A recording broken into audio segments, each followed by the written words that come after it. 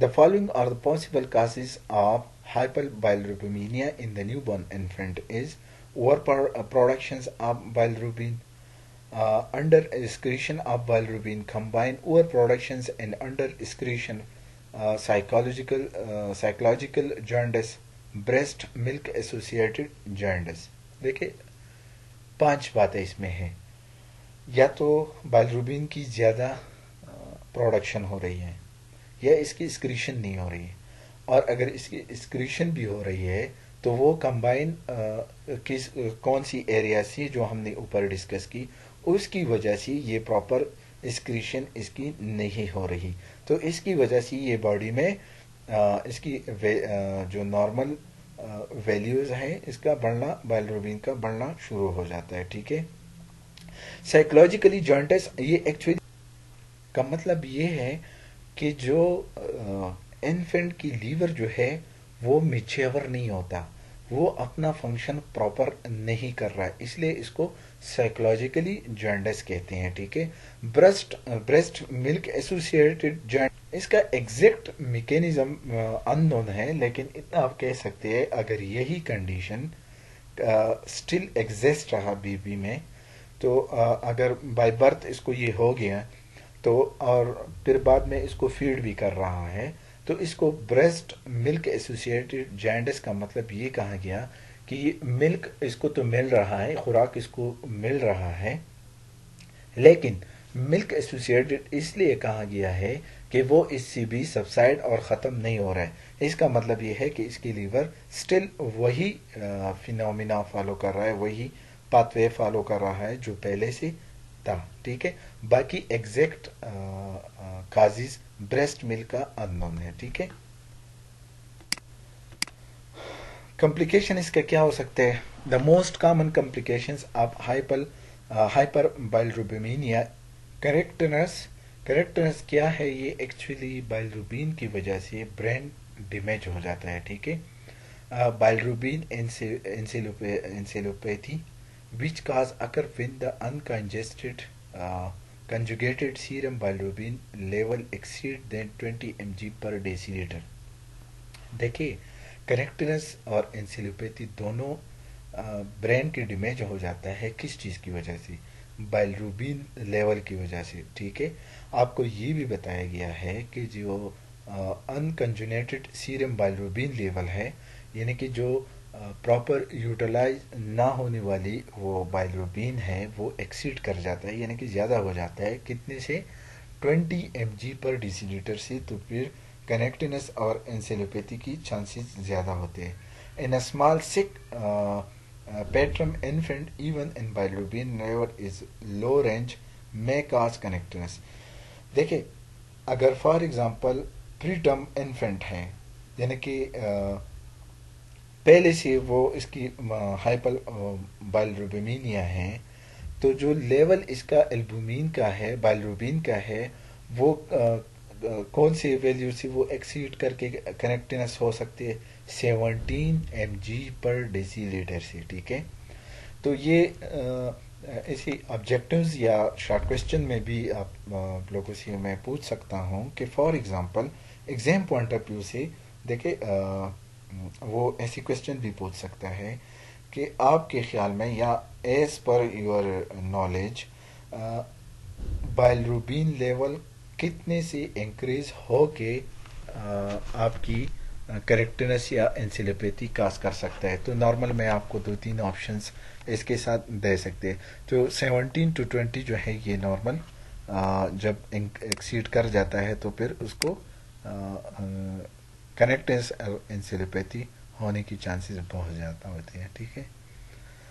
Management of unconjugated hyperbilirubinemia is number 1, यानी कि prophylactic treatment, यानी कि एक बीमारी होने से पहले जो आप इसको ट्रीट कर रहा है उसको प्रोफाइलैक्टिकली कहते हैं, यानी कि क्योरल फॉर द क्योर पर्पस. आप इसको जो बीमारी आने वाली है उसको आप रोकने के लिए जो इलाज करते हैं. Pibinoparbitone, blood exchange transfusion, carry out these techniques beside the cash cart. ठीक है. ये आपको बता रहा है. पेबिनोपार्बिटोन क्या चीज़ है? इम्यूनोपार्बिटून एक्चुअली एक मेडिसन है जो फिट्स आइसोमनिया एपिलेप्टिक इसमें हम देते हैं टू प्रिवेंट फ्रॉम एंसेलोपैथी और सीजर। इन डिजीज की रोकथाम के लिए ये दिया जाता है, मेडिसन है, ठीक है। या ब्लड एक्सचेंज ट्रांसफ्यूजन, जो इसका ब्लड है आप इसको ट्रांसफ्यूज कर दे, ठीक है। Carry out this technique beside the cash card, ये वो तरीके हैं जिसकी वजह से ये ट्रीट हो सकते हैं, ठीक है। फिर एज अ नर्स आप इसमें क्या रोल प्ले कर सकते हैं? Nursing care for those infant receiving phototherapy, अगर इसको आप पेटोथेरेपी दे रहे हैं तो कौन सी चीज़ों का आपको ख्याल करना चाहिए? Cover the infant eye and genital organ, the infant must be turn frequently to expose all body surface to the light, ठीक है। फर्स्ट पॉइंट, आई आप क्यों कवर करोगे? क्योंकि ये रेजिस जो है इसकी आई साइड पे इफेक्ट कर सकता है, ठीक है। तो सबसे पहले आप इसकी वो एरिया कवर करें। जेनिटल ऑर्गन डेफिनेटली रेजिस है, व्यूज है, तो इसकी वजह से इसकी इंटरनल जो ब्लड सप्लाई या इसकी नर्व सप्लाई है वो इससे डैमेज हो सकती है। आप इसको फ्रिक्वेंटली इसकी पोजीशन चेंज करेंगे, क्यों? क्योंकि इसकी बॉडी, पूरी बॉडी, ताकि लाइट की इसकी एक्सपोजर हो जाए, और जितना लाइटिंग के एक्सपोजर होते जाएंगे तो इतना ही इसकी नॉर्मलाइजेशन, नॉर्मल की तरफ इसकी वैल्यू जाएगी, और इसकी स्क्रीशन और प्रॉपर डिस्ट्रक्शंस ऑफ बाइलरुबिन जो इंटरनली हमने 3 पार्ट में हमने डिस्कस की, इसकी यूटिलाइजेशन होना शुरू हो जाता है, ठीक है। Serum bilirubin level is 4 to 12 mg पर डेसीलीटर विद इन 24 आवर, इतना रेशियो आप इसको नॉर्मलाइज कर सकते हैं अगर आपने इसमें एक टेक्निक अपना ली, सेकंड वन, कि अगर फ्रिक्वेंटली आप इसकी पूरी बॉडी को आप लाइटिंग पे इसका एक्सपोजर हो जाए तो ये इसकी वैल्यू नॉर्मल हो सकता है 24 आवर में। Each shift I is checked for the evidence of discharge or excessive pressure on the lids, and eye care should be done using a warm cloth, then apply eye drop and ointment। अगर for example इसकी आई से कोई discharge हो रहा है या redness, definitely infant में आपको इन चीज़ों का, स्पेशली जब आप पेटोथेरेपी देते हैं तो इनका बहुत ख्याल रखना पड़ता है, ठीक है। इसमें 2 चांसेस हो सकती है, क्योंकि इसकी बॉडी में जो रेजिस बढ़ रहा है तो इंटरनली जो बाइलरुबिन लेवल है वो नॉर्मलाइज होना शुरू हो जाता है। जब वो बॉडी के अंदर नॉर्मलाइज होना शुरू हो जाता है तो इसके साथ इसकी इंटरनल प्रेशर बढ़ने की चांसेस हो सकती है, तो वो इसकी आई पे भी इफेक्ट कर सकता है, ठीक है। तो ये भी आपको वही टेक्निक बता रहा है कि वो आप जेंटली आप इसकी आंखों की शिफ्ट टू शिफ्ट, अगर मॉर्निंग है तो इवनिंग वाली, इवनिंग, नाइट एंड मॉर्निंग, तीनों शिफ्टों में आप इसकी ऑब्जर्वेशन कर असेसमेंट करेंगे। क्यों? क्योंकि अगर आपको कोई एबनॉर्मेलिटी या डिस्चार्ज नज़र आए तो इसके लिए आप इसको ड्रॉप्स या ऑर्मेंट, जो फुलफेक्स वगैरह, जो भी अकॉर्डिंग डॉक्टर प्रिस्क्रिप्शन आप इसको देंगे, ठीक है। मकसद क्या होता है? मकसद सिर्फ पेशेंट की प्रिवेंशन है, ठीक है। I cover should be remove during a feeding and this opportunity is taken to provide visual and sensory stimuli, ठीक है। ये सिर्फ क्योंकि इन बिटवीन जब इसको पेटोथेरेपी दिया जा रहा है तो 2-3 घंटे बाद, 2 से लेकर 4 घंटों के बीच में बच्चे को फीड कर रहा होता है, ठीक है। तो इस पे इसका क्या फायदे हो सकते हैं? इसके जो विजुअल साइड्स हैं, इसको आप इसकी आंखों से वो कवर हटाएंगे ताकि वो अपना प्रॉपर तरीके से अपनी आंख का जो साइड है आफ्टर सम टाइम वो अपने आंखों से देख सके, ताकि इस पे इफेक्ट ना पड़े, ठीक है।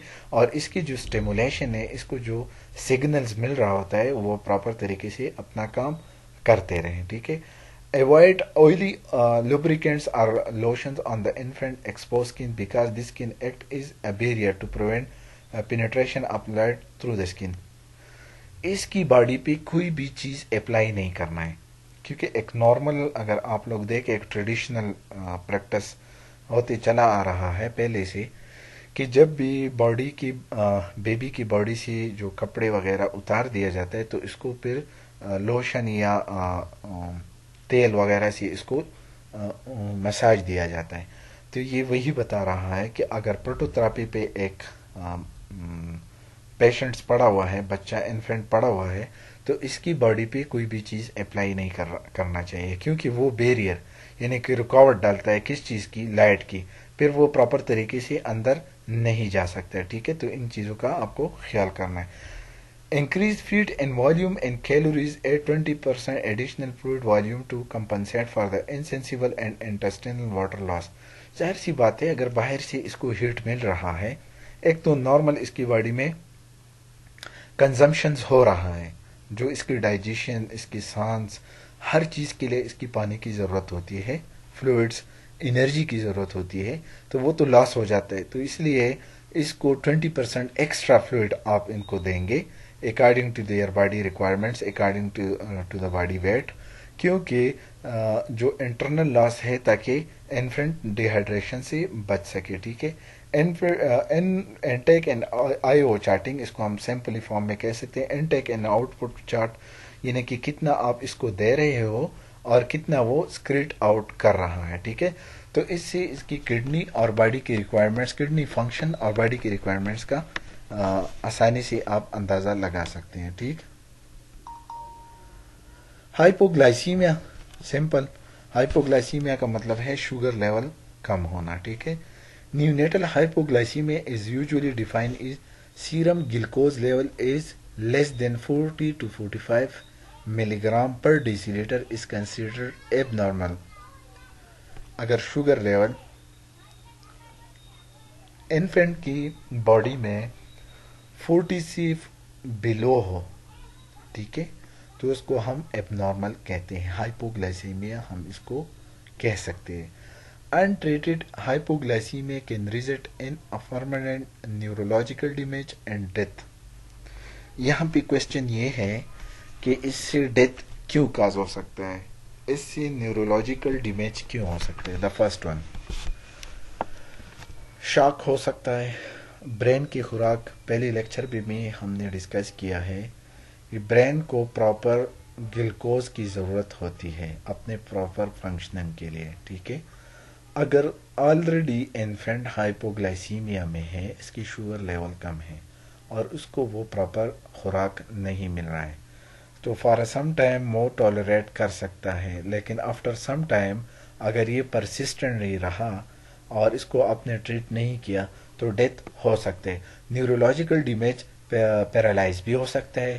اگر فار ایگزامپل سم ٹائم یہ ہوتا ہے ہائپوگلائسیمیا میں, اگر پرولونگ ٹائم کے لیے ہو تو یہ شاک میں چلا جاتا ہے, اور جب شاک میں چلا ہے, شاک کا مطلب یہ کہ وہاں پہ پراپر خوراک نہیں مل رہا, اس کو پراپر جو اس کی ریکوائرمنٹس ہے وہ نہیں مل رہا ہے, تو برین ڈیتھ اگر ہو سکتا ہے. ٹھیک ہے, the normal plasma glucose concentration in the neonate is approximately 70 to 80 mg per deciliter in the neonates and